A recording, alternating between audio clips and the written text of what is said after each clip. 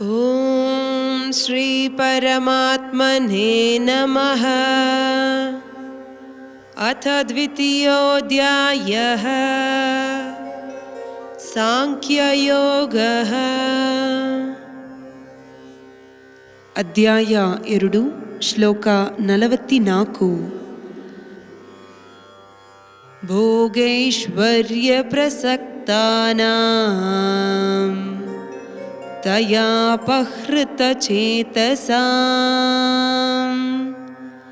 ವ್ಯವಸಾಯಾತ್ಮಿಕಾ ಬುದ್ಧಿಃ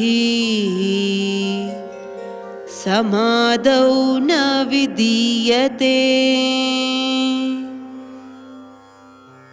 ಶ್ಲೋಕನ ಅರ್ಥ: ಧಾರೊಬ್ಬನ ಮನಸ್ಸು ಒಲಗ ರೀತಿಯಾದ ಸಂತೋಷದೋ ಆഴವ ಪற்றுதலோடு அடதியோ இதனால்தான் அவக்கு புத்தி ஆதது சக்தி இல்லாத அடದೆ. ಸುಯವ ಅಡಂಜೋದುಗಾದ ದಾರಿಯೋ ತೃಪ್ತಿ ಆಪುದುಗ ಸ್ಥಿರವಾದ ಬುದ್ಧಿ ಸಿಕ್ಕಾದ ಅಭಿಪ್ರಾಯ.